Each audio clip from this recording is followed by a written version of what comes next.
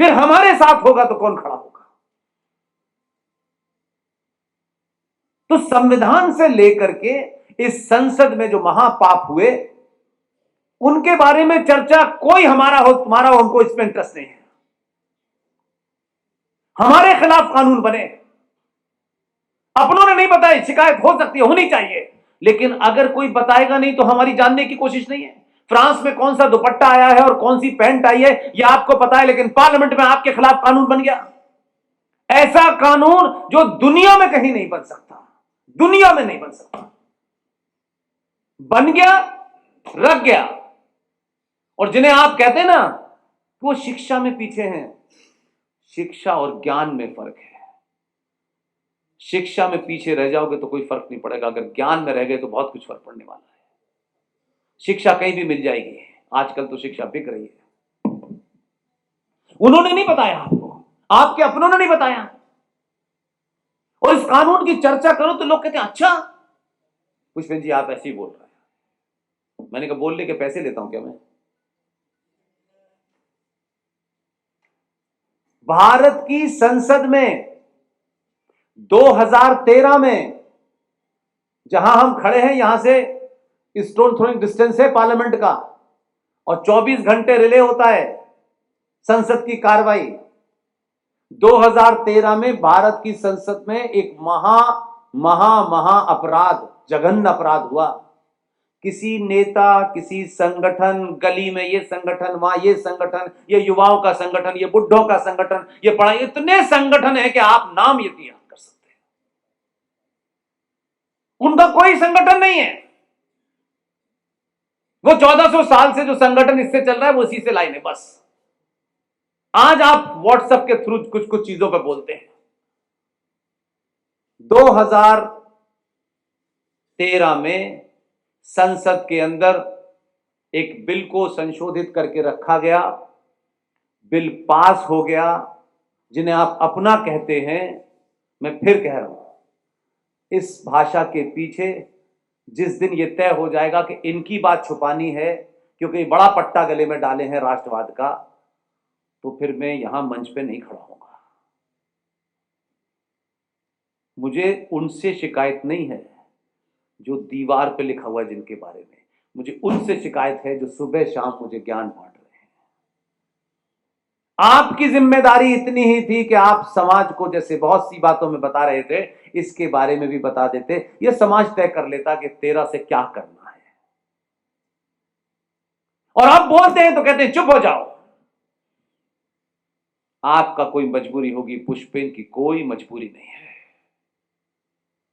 मेरी पहली और आखिरी ख्वाहिश यही है कि ये सब बोलते बोलते ही मैं जाऊं, इसके अलावा चुप न बैठूं, क्योंकि मुझे कुछ लेना देना नहीं यार। I am not interested. ये चवन्नी छाप टिकटें मिल गई, यंत्री मंत्री बन गए, कुछ नहीं होता इससे। 2 कमरे के मकान से जाएंगे, 5 कमरे के मकान में आएंगे, कुछ नहीं होता। ट्रक बैलगाड़ी खरीद ली, बस, इससे ज्यादा मैंने नहीं देखा लोगों का। एन एवरेज यही है। बिना एमपी बने, बिना एमएलए बने आप समाज के सामने बोलेंगे तो ये संस्कृत विश्वविद्यालय में बैठने वाले आपको इतनी इज्जत देंगे कि आपको लगेगा कि एमपी से बड़ी कुर्सी है। ये परमानेंट है, वो चली जाएगी तो सड़क पे पूछेगा नहीं आपको कुत्ता भी कोई। इसे सच बोलिए। 2013 में भारत की संसद के अंदर एक कानून रखा गया, उस कानून का नाम है वक्फ प्रॉपर्टी एक्ट। सुना है आपने कि नहीं? जिन्होंने सुना है बस वही हाथ उठाएं। ठीक, कुल मिलाकर के 2% लोग भी नहीं जिन्होंने हाथ उठाया। ये सोशल मीडिया का दौर है, आपके लिए ज्यादा जरूरी है मेरे भाई। ये एज के कारण कह रहा हूं, आपको नहीं मैं बताऊंगा तो कहेंगे पुष्पेंद्र जी दुनिया पे ज्ञान बांट रहे थे, लेकिन जिससे मेरा पूरा अस्तित्व समाप्त हो गया है उसके बारे में पुष्पेंद्र जी चुप रहे हैं। मैं उस पंक्ति में खड़े होना नहीं चाहता। ये कितना बदलेगा नहीं बदलेगा, लेकिन इस सोशल मीडिया के माध्यम से इतना चिल्ला रहा हूं 12-13 साल से कि कान तक बात पहुंच गई है। लेकिन मैं चाहता हूं आप सब मिलकर चिल्लाएं और कहें कि बाकी बातें बाद में होंगी, पहला और आखिरी काम ये अभी होना है, इसके अलावा हमको कुछ नहीं सुनना कि किसी का स्तर बढ़ाना है, किसी को ये बताना है कि पजामा थोड़ा नीचे पहना जाता है, किसी को बताना है कि तुम्हें साइंटिफिक बनना है। भाई उनकी साइंस अल्लाह ने तय कर दी है, उसके अलावा उन्हें कोई साइंस नहीं चाहिए। उनकी साइंस के तहत वो किताब आसमानी थी, नीचे आई है, कॉरियर कंपनी नहीं बताते। अब उनकी साइंस से आप नहीं बढ़ सकते, बड़ी गजब की साइंस है उनकी, इसलिए उसमें नहीं जाना चाहता मैं। वक्फ प्रॉपर्टी एक्ट रखा गया, उस पे जो भी कुछ बहस हुई वो छोड़ दीजिए। आपके 127 या 123 एमपी थे, आपका शब्द मैं इसलिए लगा रहा हूं कि जिनसे आपको उम्मीद थी, 2013 की बात कर रहा हूं। कभी कभी यह जरूरी नहीं है कि मेरे कुछ कहने से कुछ हो जाए, लेकिन यह ज्यादा जरूरी होता है कि मेरी आवाज के साथ अगर 1 करोड़ लोग खड़े हो जाएंगे तो बहुत लोग इस बात में पहला सवाल करेंगे कि ये पहले करो, प्रायोरिटी ये है, वो नहीं है। उनको बताना नहीं और आपको सुनना नहीं। आपको सिर्फ इस बात की चिंता है पेट्रोल के पैसे कितने बढ़े, ऐसा लगता है पेट्रोल सिर्फ हिंदू को ही पीना है। वक्फ प्रॉपर्टी कानून रखा गया। वक्फ का मतलब क्या होता है? वक्फ का मतलब होता है कि आप अपनी प्रॉपर्टी अल्लाह को देते हैं। अब इसमें कितनी खूबसूरत बात है, अगर ये प्रॉपर्टी अल्लाह को दे दी तो हम तो कागज पे लिख के दे रहे हैं अल्लाह को दे दी, अगर वापस मांगोगे तो अल्लाह साइन कहां करेगा? उन्होंने कहा खेल खत्म, तो आपने दे दी वक्फ प्रॉपर्टी, वो अल्लाह के नाम की प्रॉपर्टी है, उसे वक्फ कहते हैं। और उसका एक प्राइवेट बॉडी है जिसको वक्फ प्रॉपर्टी बोर्ड कहते हैं, एक प्राइवेट बॉडी है। लेकिन आप सोचिए कि वही मैंने कहा कि आपके 82 करोड़ होने का कोई फायदा नहीं, और उनकी गिनती 2011 का सेंसस टोटल पॉपुलेशन का 17% बताता है, और वो कोई ऐसी व्यवस्था में भी नहीं बैठे और न पार्लियामेंट में उनकी इतनी गिनती 2 4 5 हुए होंगे कि वो ये काम कर लेते हैं। लेकिन आपके लोग कितने बिके हुए हैं, इसलिए शत्रु को गाली देना बहुत आसान है, अपने बीच में बैठे हुए लोगों के बारे में एक्सपोज करना बड़ा मुश्किल होता है। कानून पास हो गया, उस कानून की कुछ धाराएं पता है, इसलिए युवाओं में आपसे कहता हूं प्लीज पढ़ना। मैं यहां से जो कुछ बोल रहा हूं उसको जाके फिर दोबारा से वेरीफाई करना। और मैं कहीं दिल्ली से लेके कहीं सड़क पे मिल जाऊं, मुझे सड़क पर रोक लेना, पुष्पेंद्र जी उस दिन आप आए थे, आपने ये बात झूठ बताई थी, उसी दिन बोलना बंद कर दूंगा मैं। मेरा प्रोफेशन नहीं है ये, मुझे किसी को खुश नहीं करना है, लेकिन आप सबसे मेरी विनती है इसको क्रॉस चेक कीजिएगा, और आपकी सुविधा के लिए उसकी क्या बारीकियां हैं, क्या उसमें है, उसमें एक वी सपोर्ट पुष्पेंद्र कुलश्रेष्ठ करके हमारे साथी हैं बनारस के, वो चलाते हैं उसको, उसमें हमने एक लीगल ईगल से बहस करके उसको एक एक चीज को समझा दिया है, ताकि जब आप उस विषय को समझें तो आप समग्रता में उसकी पूरी जानकारी हो, आधी अधूरी ना हो, इसलिए किया हुआ। वो जब बिल पास हो रहा था तो उसका सेक्शन 40 पास हुआ। अगर पार्लियामेंट की प्रोसीडिंग निकाल के दिखा दीजिएगा, कहिएगा पुष्पेंद्र साहब ये जो 127 या 123 जो थे, इन्होंने संसद के बाहर निकल के चक्का जाम कर दिया था, गली गली चिल्लाया था, बताइएगा मुझे अगर पता चल जाए, क्योंकि सारे रिकॉर्ड अवेलेबल हैं। ऐसा नहीं है कि मैं जो बोल रहा हूं बाहर हो, ना अंदर ना बाहर, कोई चर्चा नहीं हो, कोई सेमिनार नहीं हुआ इसके लिए, सब चुप। शत्रु तो यही चाहता था कि आप ना बोले, वो तो बोला नहीं, उन्होंने कहा यही चुप हो गए तो हमें क्या जरूरत है इसको चिल्लाने की, उन्होंने कहा बताओ मत। सेक्शन 40 वक्फ प्रॉपर्टी कानून का ये कहता है, जो संसद में पास हुआ है, किसी पार्टी के दफ्तर में नहीं हुआ है, कि ये जो संस्कृत विश्वविद्यालय है, हमारे पूर्वजों ने उन परिस्थितियों में कैसे ये संस्कृत विश्वविद्यालय बनाया होगा, क्योंकि उस जमाने जो सत्ताएं थी उनका तो कहना यह है कि बाई एक्सीडेंट आए में हिंदू, वो एक्सीडेंट कहां हुआ पता नहीं किसी को, तो अलग बात है, by culture I am a Muslim, by language I am English man, ये उनका बहुत बड़ा कोड है। ये संस्कृत विश्वविद्यालय हमारे पूर्वजों ने बनाया होगा कुछ ख्वाब देख करके। अगर ये संस्कृत विश्वविद्यालय जितने प्रांगण में बना हुआ है, वह प्रॉपर्टी कानून ये कहता है कि सेक्शन 40 के तहत वो जो बोर्ड है, जिसमें ज्यादातर वही है, छोटे भाई का पजामा बड़े भाई का कुर्ता, वही है, और उनका बिना मोबाइल के डायरेक्ट अल्लाह से बात हो जाती है उनकी, उसके अलावा सुनते नहीं किसी की। वो ये कहते हैं कि वक्फ प्रॉपर्टी कानून का सेक्शन 40 ये कहता है कि जो संस्कृत विश्वविद्यालय है, वक्फ बोर्ड के दो महामूर्ख, दो लोग, सिर्फ उनको एक कागज लिख करके प्रॉपर्टी डिपार्टमेंट जो है दिल्ली का, वहां एक एप्लीकेशन देते हैं। वो एप्लीकेशन रजिस्टर हो गई, कागज में लग गई। उसके बाद वो आदमी यहां आए, जो आपके इस पूरे इलाके का जो एसएचओ है, जो कॉम्पिटेंट अथॉरिटी है, डीएसपी का ऑफिस है, डीसीपी का ऑफिस है, कमिश्नर, व्हाटएवर इट इज, उसको ये कहना है कि संस्कृत विश्वविद्यालय जो है वक्फ की जमीन पे बना हुआ है। मौखिक है ये कि संस्कृत विश्वविद्यालय वक्फ की जमीन पे बना है। ये दो लोगों को बोलना है, आपसे नहीं, एसएचओ के पास जाएगा। और ये संसद में हुआ है, किसी पार्टी के दफ्तर में नहीं हुआ है, ये कोर्ट कचहरी में नहीं हुआ है। वो आदमी यहां की कॉम्पिटेंट अथॉरिटी को देगा, और कॉम्पिटेंट अथॉरिटी यहां आएगी, आपके वाइस चांसलर साहब से मिलेगी और उनसे सिर्फ ये कहेगी कि ये प्रॉपर्टी वक्फ की है, आप इसे 24 घंटे में खाली कर दीजिए। आपके वाइस चांसलर साहब अगर पाठक जी हैं तो लड़ जाएंगे, भिड़ जाएंगे। हो सकता है कि ये कहें कि मुझे पुष्पेंद्र जी ने बता दिया है, तो ये लड़ सकते हैं और फिर सबको इकट्ठा कर लेंगे तो पूरी दुनिया को पता चल जाएगा।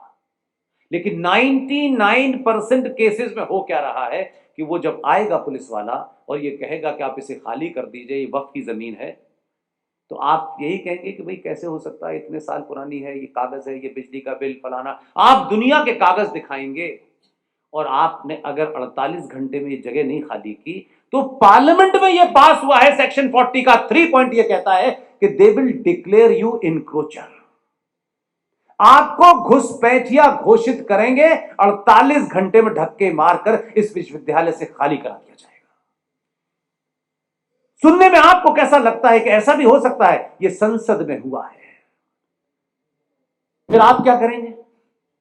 फिर आपके दिमाग में आएगा, अच्छा ठीक है, मैं कागज लेकर सुप्रीम कोर्ट जाता हूं, हाई कोर्ट जाता हूं।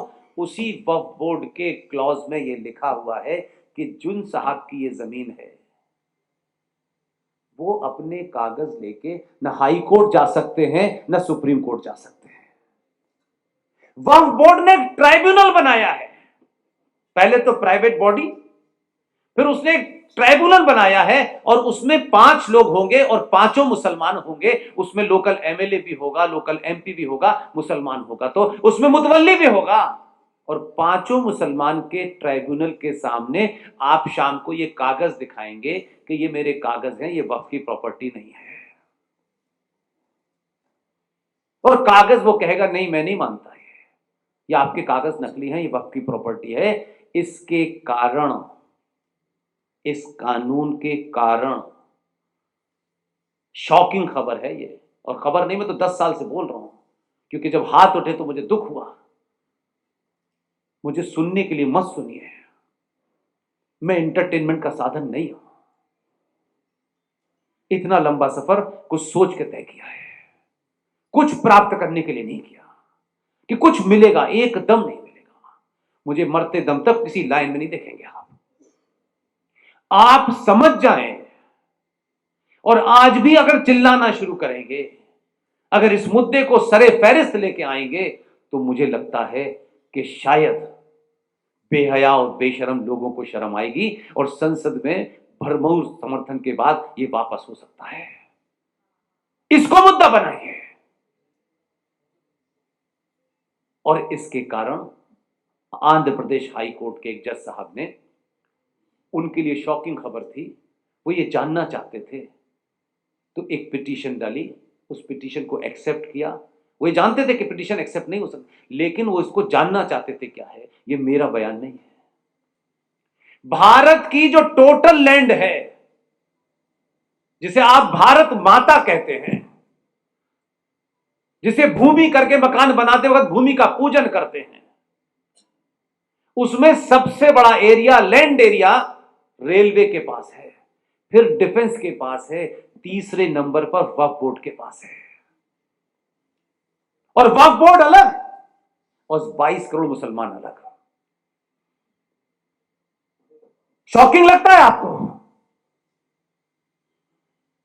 ऐसा कानून पास हो गया है।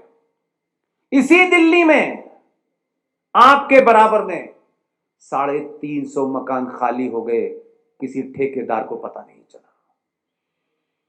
कोई हिंदूवादी धरना देने गया, पार्टियों की बात नहीं मैं कर रहा, पार्टियों के अपने स्वार्थ होते हैं, मैं पार्टियों पे नहीं ब्लेम कर रहा हूं। क्या पार्टियां ही सब कुछ है हमारे लिए?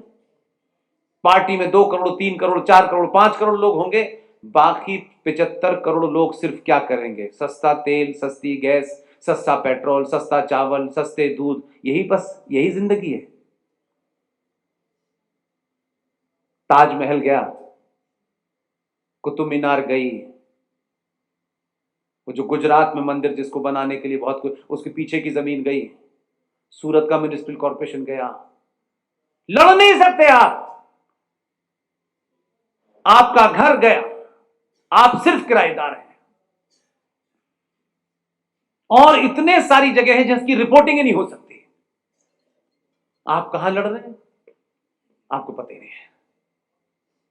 मुद्दा होना चाहिए कि भारत की सरकारें सत्ता में बैठेंगी, अपने मैनिफेस्टो में ये लेके आए कि हम जब सत्ता में आएंगे तो Waqf board, places of worship act 1991, जो 42,000 मंदिरों पर सरकार ने कब्जा ले लिया है, हमारी दूसरी मांग ये होनी चाहिए, हमारी तीसरी मांग ये होनी चाहिए कि भारत के सनातनी मंदिरों से सरकार का कंट्रोल हटे। उस मंदिरों के ऊपर जो 3.25 लाख करोड़ रुपया सालाना पैसा आता है, वो भारत सरकार के हाथ में नहीं जाएगा, हमारे देश की सर्वोच्च संस्था जो होगी उसके पास जाएगा। ये मुद्दे पार्लियामेंट आने वाले इलेक्शन के मैनिफेस्टो में होने चाहिए।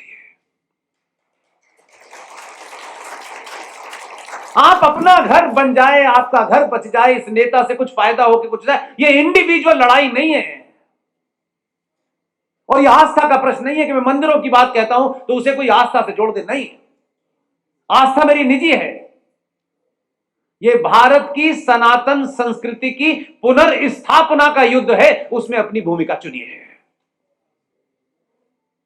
और नहीं हो तो हैमिल्टन की किताब पढ़ लीजिए, एक अमेरिकन साइंटिस्ट ने लिखी है, क्लैश ऑफ सिविलाइजेशन, उसे पढ़ लीजिए। ये वही हो रहा है। आपको विदेश के लोग लिख के गए, आपके अपने देश में लोगों ने लिखा, लेकिन आपको अपनों पे कहां यकीन है? ये सब है भारत की संसद ने पास करके, और हिंदू खुश है कि भारत को हिंदू राष्ट्र घोषित कर दो। मेरे भाई, कोई कागज पे लिख जाने से आप हिंदू राष्ट्र हो जाएंगे? उन्होंने तो आज तक मांग नहीं की कि इस्लामिक राष्ट्र कर दो, लेकिन all practical purposes India is a Islamic state. All practical purposes उन्होंने मांग नहीं की कि यहां लिख जाएगा तब कुछ होगा। जिंदा कौमें निर्भर नहीं रहती हैं, अपने जिंदा होने का परिचय देती हैं। आप सिर्फ बड़ी डिग्री, इस यूनिवर्सिटी से, उस यूनिवर्सिटी से, यहां से वहां से एक डिग्री विदेशी मिल जाए और फिर उस पे पैकेज क्या मिलेगा? जो लोग पैकेज और डिग्री के भरोसे रहते हैं वो राष्ट्र नहीं बचाते हैं। इतिहास गवाह है इस बात का, और आधुनिक दौर में इन युवा बच्चों के सामने बता रहा हूं मैं, ताकि आपके दिमाग से कुछ चीजें साफ हो जाएं। बलिया के रहने वाले एक बहुत ही दो टूक बात कहने वाले, सीधी सपाट बात कहने वाले एक नेता थे, वो जो देश के प्रधानमंत्री बने। उस दौर में बहुत सारे रेस्ट्रिक्शंस नहीं थे। उनकी सरकार किसी पार्टी के समर्थन से चल रही थी और वो सरकार गिर गई। वो इस्तीफा देने के लिए प्राइम मिनिस्टर ऑफिस से निकले। सारे युवा ध्यान से सुने। जब वो निकले अपने ऑफिस से तो उनके ऑफिस के बाहर एक बेंच पड़ी हुई थी, वहां पे एक आदमी ऐसे करके बैठा हुआ था। वो चंद्रशेखर के पीछे पीछे भागा, सर सर सर। चंद्रशेखर थोड़ा सा अखड़ किस्म के आदमी थे, सीधी बात करते थे। तो उन्होंने पूछा क्या बात है? सर आप इस्तीफा देने जा रहे हैं।